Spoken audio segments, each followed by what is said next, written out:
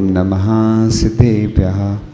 णमो अरिहंताणं णमो सिद्धाणं णमो आयेरियाणं णमो वज्रायाणं णमो लोए सब साहुणं।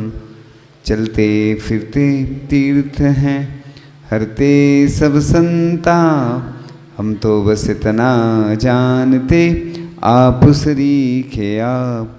हम तो बस इतना जानते आप सरीखे आप। कुंडलपुर के बड़े बाबा की, मूल नायक श्री पार्श्वनाथ भगवान की, परम पूज्य आचार्य भगवान गुरुदेव श्री 108 विद्यासागर जी महामुनिराज की, परम पूज्य आचार्य श्री 108 समय सागर जी महामुनिराज की, परम पूज्य मुनि श्री 108 विमल सागर जी, अनंत सागर जी, धर्म सागर जी आदि समस्त 3,9 करोड़ मुनिराजों की।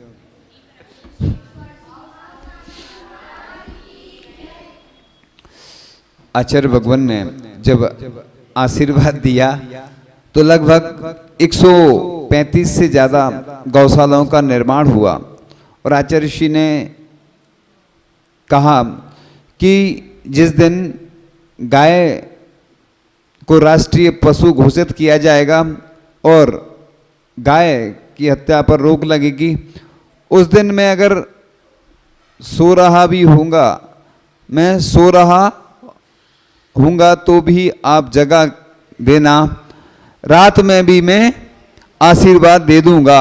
सुबह नहीं आ रहा बस। ओम तो रात में भी आप आशीर्वाद दे दूंगा। तो इस प्रकार से आचार्य भगवान ने जब प्रेरणा दी तो लाखों गायों की जो हिंसा थी वह रुकी और अहिंसा का प्रचार हुआ। तो इस प्रकार से जो गाय होती है ना, वह रुचिकर, बुद्धिवर्धक, स्मृति वर्धक आदि आदि है ना, जो आयुष प्रदान करने वाली और ओज प्रदान करने वाली होती है और उसका जो भी उससे होता है, ऐसा लिखा है ग्रंथों में कि जो गाय का दूध होता है वह शरीर में उत्पन्न होने वाले जहर का नाश करता है और एलोपैथी दवाइयों, रासायनिक खाद, कीटनाशक दवाइयों आदि से वायु, जल एवं अन्न के द्वारा शरीर में उत्पन्न होने वाले जहर को भी वह समाप्त कर देता है। तो यह केवल गाय के दूध में है। और ऐसा भी लिखा है कि शतावरी खिलाकर उस दूध को 6 रोग से पीड़ित, 6 किसको बोलते हैं? 6 टीबी को बोलते हैं, है ना, पिलाने से रोग समाप्त हो जाता है। और गाय का जो घी होता है शरीर में सभी प्रकार के जहर को, यानी पॉइजन बोलते हैं ना जिसको, पॉइजन इंग्लिश में पॉइजन बोलते हैं, जहर को नाश करने वाला होता है और घाव को भरने वाला और हृदय के लिए लाभकारी होता है।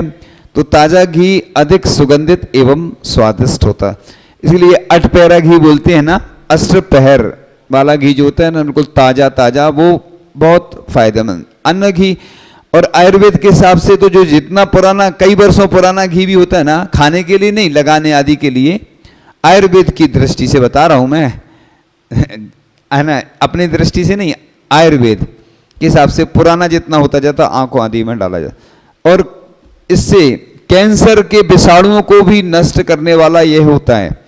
और इसके सेवन से हृदय रोग, ये तो बता ही दिया पहले, कैंसर आदि और अन्य बीमारियों से ठीक करता है यह दूध।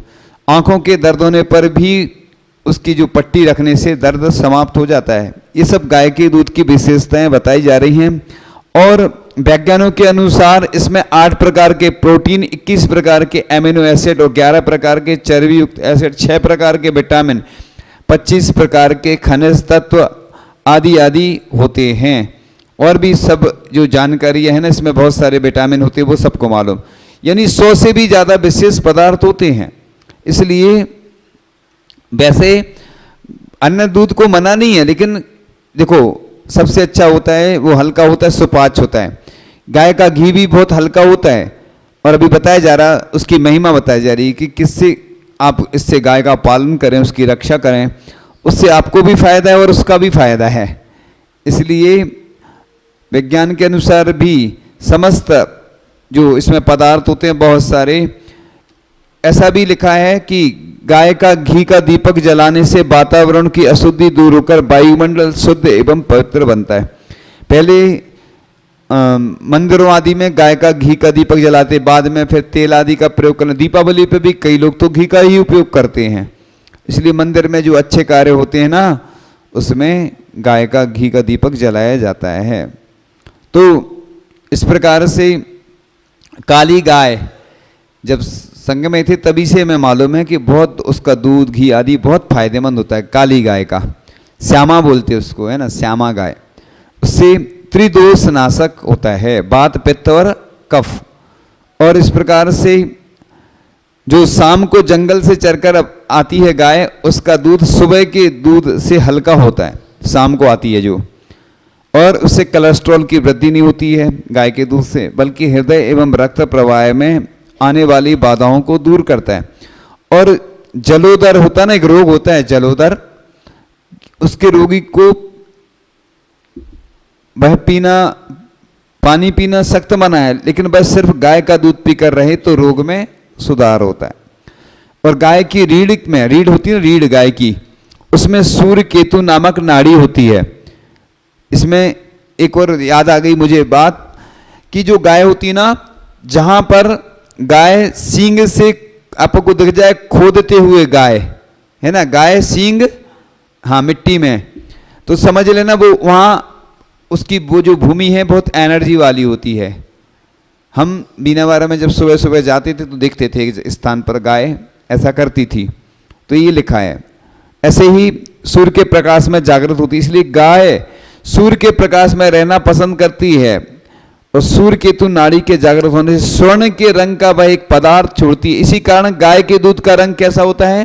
पीला होता है। और घी स्वर्ण के रंग का होता है, जो सर्व रोग नाशक और विष विनाशक होता है। विष विनाशक होता है, यानी गाय का घी, उसमें सोना होता है, सोना, गोल्ड, इसलिए पीला कलर होता है उसका। अब इसका जो दूध होता है ना, वह मांस पेशियों आदि के दर्द एवं हड्डी की चोट में भी फायदेमंद होता है। चांदी के प्याले में गाय का दूध जमा कर उसका ताजा दही आदि खिलाने से संतान विकलांग और मंदबुद्धि संतान नहीं होती है ना। और 4 बूंद गाय के घी से 90 से अधिक रोगों का उपचार विशेषज्ञ बताते हैं। ये जो बिंदु हैं बहुत सारे ग्रंथों से तैयार हुए हैं, आप इतने मोटे मोटे ग्रंथ नहीं पढ़ पाते ना, इसलिए अभी बताएंगे आप लोगों को ये कौन सी पुस्तक है ना। तो इस प्रकार से दो बूंद जो होता है ना गाय का घी, गुनगुना घी नाक में डालने से अद्भुत लाभ होता है। इस प्रकार से सिर दर्द हो, कान दर्द हो, आंखों के रोगों में आदि आदि एलर्जी में स्मरणीय शक्ति भी बढ़ाता है। उससे जो दूध को पीने से थायराइड भी नहीं होता है, क्योंकि गाय के दूध में थायराइड ग्लैंड का अंश भी मिलता है, जिससे शरीर में स्फूर्ति आती है। और देखो, इसलिए बताया जा रहा है कि जो गाय पालते हैं बड़े पुण्यशाली हैं। गाय के ऊपर हाथ फेरने से भी 2 महीने में उक्त रक्तचाप, है ना, उच्च रक्तचाप किसको बोलते हैं? ब्लड प्रेशर, है ना। उच्च माने क्या होता है? हाई ब्लड प्रेशर बिल्कुल ठीक हो जाता है। अब जो गाय का दही होता है उसमें पाचन शक्ति में वृद्धि करने वाली और आदि आदि की शक्ति होती है। जो छाछ होता है ना, इसलिए संलिगना के समय छाछ क्यों लिया जाता है? क्योंकि छाछ माने होता है कि जो दही होता है ना, उसको मत करके जो बनाया जाता है वो निर्विकृति कहा है। उसको क्या कहा है? निर्विकृति माने होता है कि वो यानी किसी रस में नहीं आता है। त्याग है ना, जैसे गोरस का त्याग है तो बात अलग है। यदि किसी का गोरस का त्याग है तो वो छाछ तो ले सकता है, लेकिन गोरस का मतलब होता है पूरी सब चीजें त्याग, घी भी, दूध भी, सब। लेकिन वो निर्विकृति का है, पानी जैसा रहता है ना, वो छल्ले करने के समय सब चीज त्याग हो जाती तो भी वो ले लेते हैं। इसलिए क्योंकि उसमें तो पानी पानी है, वो कुछ रहता ही नहीं है, लेकिन वो फायदेमंद होता है। गाय के घी को आयुर्वेद में महा औषधि यानी दिव्य औषधि भी कहा जाता है। इस प्रकार से ये बताया है कि 2 बूंद घी आदि नाक में डालकर श्वास के साथ अपने मस्तिष्क में जाने दें। ऐसा करने पर किसी भी प्रकार का सिरदर्द नहीं होता है, वो बुद्धि तेज होती है और कई बीमारी ठीक होती हैं। तो इस प्रकार से जो बताया था, काली गाय के घी से अनेक व्यक्तियों को रोग मुक्त होते हुए देखा गया। आंख में भी डालते हैं घी, है ना, अभी शायद आएगा, तो आंख में भी घी डाल देते हैं। इससे गठिया आदि और भी नेत्र विकार जैसे रोग ठीक हो जाते हैं। इसलिए बताया रहा है, गाय की महिमा होता है जा रही कि गाय का दूध घी कितना फायदेमंद है। इसलिए अपन को गाय का पालन करना चाहिए, गौशाला में जाके गाय की सेवा करना चाहिए। ये लोग भूलते जा रहे हैं, वो अलग बात है, वो आप सब समझ रहे हैं ना, उससे मतलब नहीं है। ये तो गाय के बारे में बताया जा रहा है कि गाय से क्या फायदा होता है, वो तो आप लोग भी समझते ना। क्योंकि इस प्रकार से एक व्यक्ति ने प्रयोग किया, 1 चम्मच देसी गाय का घी डालकर पीना शुरू कर दिया, तो 9 महीने में बिना किसी दवाई के हृदय का दर्द ठीक हो गया। कितनी बड़ी देखो चमत्कार है ये, है ना। अब एक व्यक्ति ऑपरेशन के दौरान नाक में नली डल के कारण आवाज चली गई थी। प्रयास करने के बावजूद 15 दिन 20 दिन बाद भी वे कुछ नहीं बोल पा रहे थे और मजबूर होकर के वे अपनी बातें कागज पर लिख देते थे। किसी व्यक्ति ने देसी गाय के घी से गले पर मालिश करने की सलाह दी। 3-4 दिन में घी की मालिश करते ही उनकी आवाज खुलने लगी और 9-10 दिन में वे पहले जैसे बोलने लगे। तालियां भी धीरे बजा रहे हैं। तो ऐसे हजारों उदाहरण हैं। एक व्यक्ति के आंख में रक्त आ जाने की तकलीफ होने से दोनों आंखों में अंधापन संपूर्णतः आ गया था। एक वैद्य की सलाह से नाक में हमेशा 3-3 बूंद देसी गाय का घी, है ना, डालना शुरू कर दिया, तो 2 महीने में आंख की रोशनी वापस आ गई, है ना। तो ये आचार्य ऋषि का अनुभूत नुस्खा, आचार्य ऋषि भी बोलते थे। हाँ, तो क्योंकि आजकल लोगों ने गाय रखना बंद कर दी, कार मकान दुकान आदि तो रखते हैं लेकिन गाय नहीं रख पाते। तो गाय का दूध बुद्धिवर्धक भी होता है। 24,750 मनुष्य एक गाय के जीवन भर दूध से तृप्त हो सकते हैं और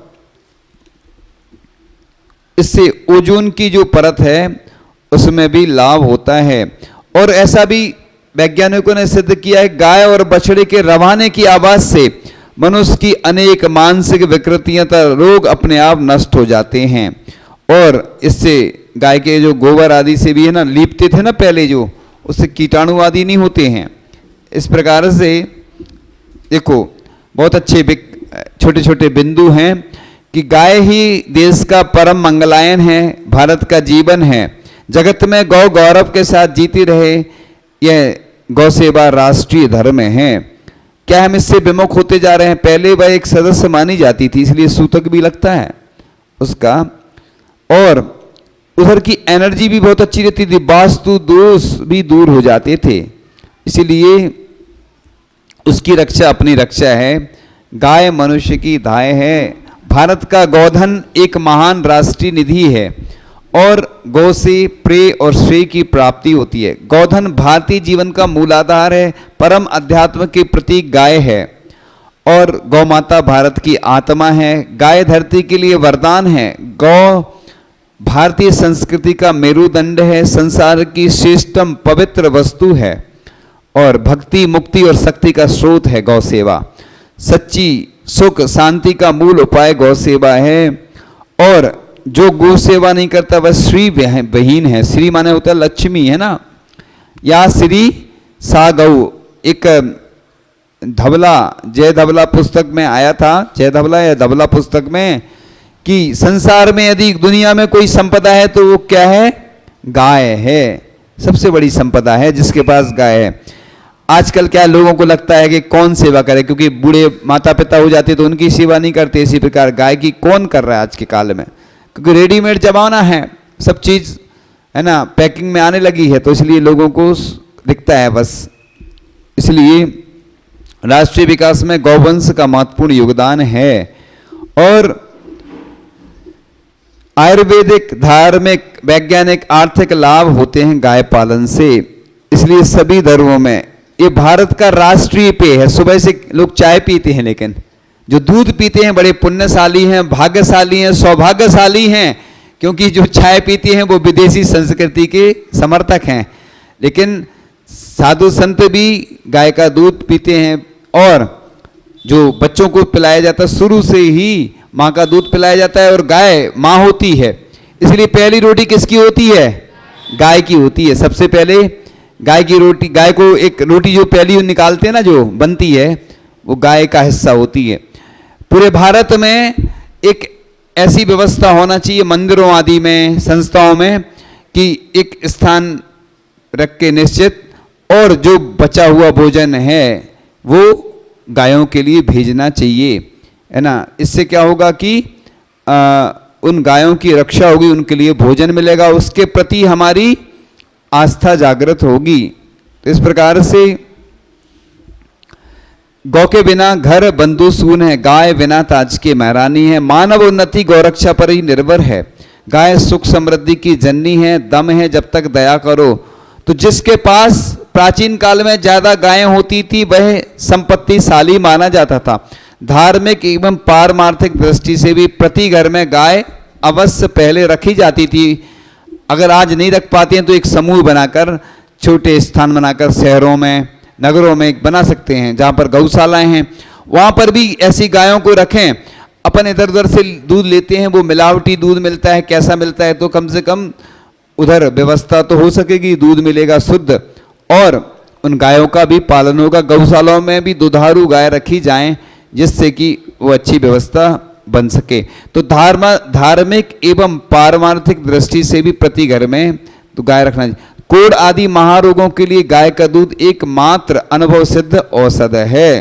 तो इस प्रकार से पहले ऐसा कहा जाता था कि घी से भरा घड़ा लाओ और उसी से घी परोसो। इतना घी देख के लोग घबरा जाएं आज के, तो है ना, घड़ा दिखा दो तो उतना, तो हृदय रोग और पांडु रोग लाल रंग की गाय के दूध से दूर होता है। पहले बड़े बड़े गौ महोत्सव होते थे, है ना, और जिनमें श्रेष्ठ गांव के पीछे 100 ग्वाले, 100 दुहने वाले एवं 100 मनुष्य दुग्ध पात्र लिए चलते थे। प्रचुर दूध देने वाली गायों का उस समय इस रूप में सम्मान होता था। रोगी के उपयोग के लिए गाय दान की प्रथा थी। तुझे उत्तम गौ प्राप्त हो, यह कहने की प्रथा थी। राजा गौओं पर कर भी इसलिए लेते थे जिससे वे अपने राष्ट्र में गोधन की वृद्धि कर सकें। तो धर्मशास्त्र तो गोधन की महानता और प्रधानता का वर्णन करते ही हैं, किंतु भारतीय अर्थशास्त्र कौटिल्य शास्त्र में गौपालन और गौरक्षण का विस्तृत विवरण मिलता है। इस प्रकार से पूर्व काल के राजा सब धनों में गौधन को ही सर्वश्रेष्ठ मानते थे। इसलिए भारत के सभी डॉक्टर, वकील, ग्रंथकार, पत्रकार, सामाजिक नेता, सर्विसमैन, बिजनेसमैन, धार्मिक कार्यकर्ता गाय के पालन में लग जाएं तो बहुत बड़ी क्रांति आ सकती है।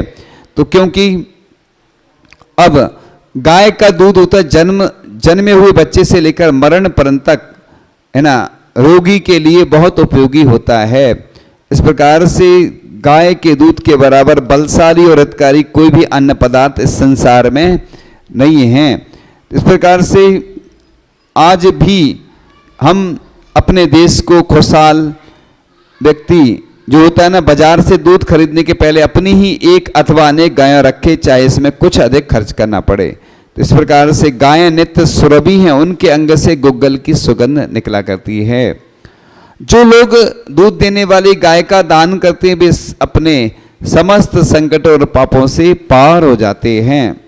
इस प्रकार से ऐसा लिखा है कि गायों का समुदाय, सुनो, इसलिए सप्ताह में एक दिन, अगर जहाँ पास है वहाँ सप्ताह में एक दिन तो गौशाला जाना चाहिए, 15 दिन में जाना चाहिए, महीने भर में जाना चाहिए, है ना। इससे क्या होगा, कई लोग हैं, एक स्थान है वहाँ पर करोड़पति व्यक्ति के लड़के हैं, प्रतिदिन जाके गायों की सेवा करते हैं, है ना, मंडला में। अब वर्तमान में क्या स्थिति है जानकारी नहीं है, लेकिन ये बात बिल्कुल सही है, सही थी वो इसलिए बोलते हैं बात में। तो एक एक बार में एक साथ लाखों गायों का दान किया जाता था।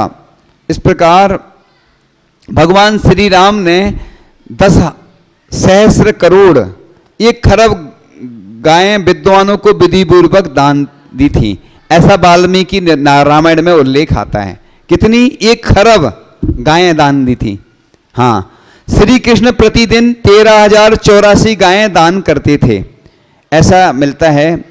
और गायों के 10,000 वर्ग थे, जिनमें 8-8 लाख गायें थीं, ऐसा महाभारत में मिलता है। और 1000 गायों के समूह को एक ब्रज या गोकुल कहते थे। ये बहुत सारा विस्तार वाला विषय है। और सिकंदर जब भारत से लौट कर गए तो 1 लाख उत्तम जाति की गायें साथ ले गए थे यहाँ से। सिकंदर यहाँ से कितनी गायें? 1 लाख। हाँ, और अब देखो, गायें परिवार का अंग रही हैं। पति पत्नी और शिशु केवल 3 प्राणियों से छोटे परिवार में भी गाय को परिवार का चौथा प्राणी मानते थे, उसी रूप में उनकी सेवा होती थी। तो बिना गाय के परिवार अधूरा समझा जाता था। परिवार की विशालता एवं समृद्धिशालिता गायों की संख्या से आंकी जाती थी। इस प्रकार से सेवा से जितना वह त्याग करता है उससे अधिक प्राप्त करता है, असीम आनंद की प्राप्ति होती। तो गाय की कोई वस्तु निरर्थक प्रतीत नहीं होती है। इस प्रकार से यह जहां पर गाय रहती वहां पर कीटाणु भी नहीं रहते हैं। और अन्य रोगों के बारे में तो बता ही दिया गया है आप लोगों को कि इस प्रकार से यह जो होता है ना, वात पित्त और विष का नाश करने वाली, आंख की ज्योति आदि बढ़ाने वाला यह होता है घी। इसके बारे में पहले से बताए हैं कि अब ग्वालों का धन गोकुलों के द्वारा लाखों और करोड़ों की संख्या में गिना जाता था। गौतम नाम के बड़े बड़े व्यापारी होते थे जिनके पास लाखों की संख्या में गौओं के झुंड होते थे, कितनी सारी होती थी। और एक ग्रंथ है आईने अकबरी में लिखा है कि दूध देने वाली गाय प्रतिदिन 20 सेर दूध देती थी। 20 सेर कितना हो गया?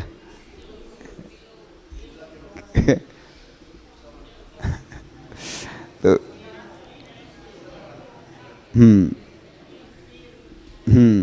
तो इस प्रकार से हाँ, तो गौ माता विटामिनों का जीवित कारखाना है वह। हाँ, इस प्रकार बताया जाता है कि ग्रंथों में कि उसको जो अमेरिका में होता ना, मक्खन को सोना दी समझते थे लोग। तो गाय ही ऐसा पशु है जो दैनिक उपयोगिता की दृष्टि से सब पशुओं से बड़ा चढ़ा है। यही कारण है कि गाय समान रूप से धनी निर्धन ऊंच नीच सभी को प्रिय है। गाय है ना लोग परीक्षा में लिखते थे गाय हमारी माता है, हमको कुछ नहीं आता है, बैल हमारा बाप है, नंबर देना पाप है। ये इसमें हमारा कोई वो नहीं है, ऐसा पढ़ते थे। तो हाँ, तो गाय धन की रानी है, अच्छी तरह पली हुई 90 गाय से 16 वर्ष में केवल 450 गाय ही पैदा नहीं होती बल्कि हजारों रुपए के दूध आदि भी मिलते हैं। तो गाय की प्रतिष्ठा चंद्रमा और राजा के बराबर है। ये तो इस प्रकार से हाँ, युगों से प्रत्येक घर ही गाय के चारों ओर खड़ा हुआ है। 3 एकड़ भूमि और 1 गाय सरता से भारत के आर्थिक जीवन का यह स्वर्ण विधान रहा है। भारतवर्ष अब भी प्राचीन काल की तरह नगरों का नहीं गांवों का देश है।